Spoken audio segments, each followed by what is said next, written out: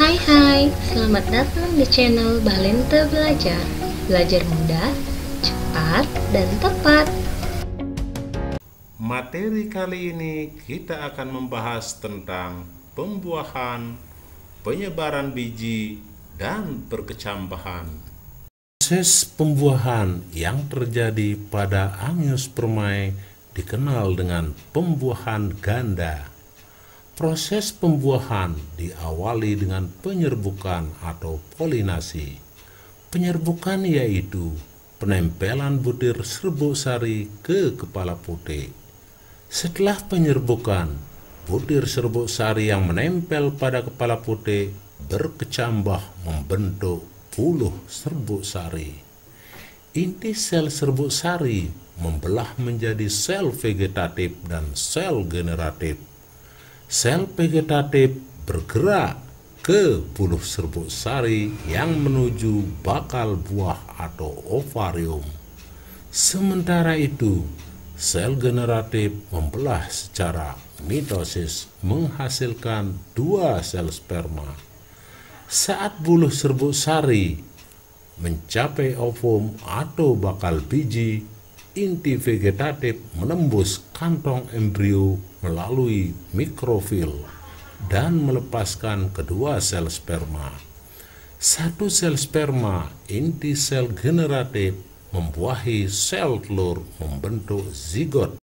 Sedangkan sel sperma lainnya, inti sel generatif yang kedua, membuahi 2 inti kandung lembaga sekunder 2N, sehingga terbentuk sel triploid atau 3N.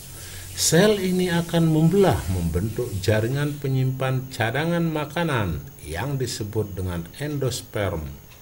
Selanjutnya, endosperm akan menyediakan makanan bagi embrio yang berkembang dari zigot. 2 peristiwa fusi yang terjadi antara sel sperma dengan sel telur dan sel sperma dengan kandung lembaga sekunder atau 2N, inilah yang dikenal dengan pembuahan ganda pada Angiospermae. Proses pembuahan selanjutnya akan diikuti dengan perkembangan buah dan biji. Setelah proses pembuahan selesai, akan terbentuk embrio dalam biji. Biji tersebut dapat mengalami dormansi atau tersebar ke berbagai tempat karena beberapa hal. Oleh karena itu, sering kita melihat suatu tanaman yang letaknya sangat berjauhan dengan induknya. Proses penyebaran biji dapat berlangsung melalui beberapa perantara. Adapun perantara yang dimaksudkan adalah sebagai berikut. Yang pertama adalah anemokori. Anemokori yaitu proses penyebaran biji dengan bantuan angin. Ciri tumbuhan yang penyebarannya dengan cara ini adalah bijinya kecil, ringan, dan bersayap. Contohnya adalah biji bunga dandelion. Biji yang ringan dan kecil tidak terlalu dipengaruhi oleh gaya gravitasi bumi. Keberadaan sayap pada biji membantu biji mudah terbawa angin. Arah gerak biji mengikuti arah gerak angin. Berikutnya yang kedua adalah hidrokori. Hidrokori adalah proses penyebaran biji dengan bantuan air. Ciri tumbuhan yang penyebarannya dengan bantuan air adalah hidupnya di dekat daerah perairan. Misalnya di pantai ataupun tumbuhan yang hidup di air. Contohnya adalah pohon kelapa dan bakau. Biji kelapa tergolong biji tumbuhan yang berukuran besar, dapat mencapai ukuran diameter 15 cm. Biji kelapa yang diselubungi oleh buah yang terdiri atas tempurung kelapa, sabut, kelapa, dan kulit kelapa. Meskipun berukuran besar, buah dan biji kelapa dapat mengapung di air dan dapat mengalir mengikuti arus air. Kelapa dapat mengapung di air karena sabut buah kelapa memiliki banyak rongga udara. Pada saat berada di air, sabut kelapa memiliki prinsip kerja seperti pelampung sehingga kelapa dapat terapung. Selanjutnya yang ketiga adalah zookori.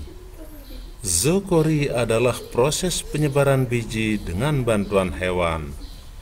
Penyebaran ini dibagi menjadi 4, yaitu entomokori, chiropterokori, ornitokori, dan mammokori.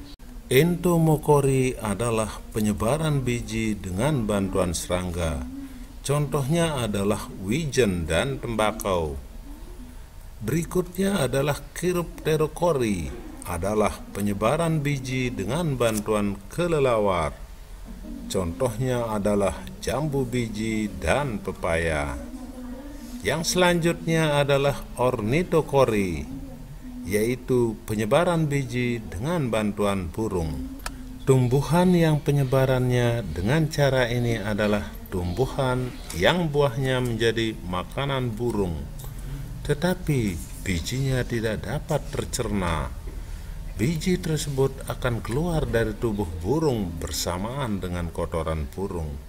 Contohnya adalah beringin dan benalu.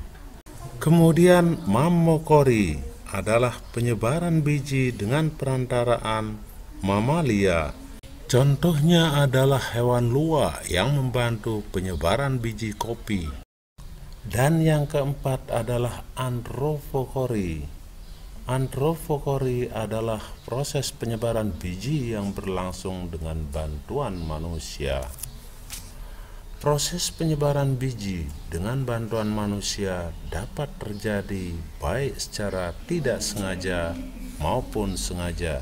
Biji yang memiliki struktur mudah melekat pada pakaian dapat secara tidak sengaja disebarkan oleh manusia ke tempat lainnya. Misalnya, biji rumput. Biji yang penyebarannya dilakukan oleh manusia secara sengaja biasanya merupakan biji tanaman yang dimanfaatkan oleh manusia. Misalnya, tanaman pertanian seperti padi dan jagung serta buah-buahan. Biji yang telah mengalami penyebaran kadang-kadang tidak langsung tumbuh menjadi individu baru. Akan tetapi, biji tersebut dapat mengalami dormansi atau keadaan istirahat. Biji yang mengalami dormansi dapat memasuki proses perkecambahan menjadi tumbuhan baru karena dipengaruhi beberapa faktor. Salah satu faktor yang berperan dalam mengakhiri masa dormansi sehingga biji akan berkecambah adalah air. Demikianlah materi tentang pembuahan dan penyebaran biji yang dilengkapi dengan perkecambahan. Please like, request video, subscribe, dan share ya. Thanks for watching.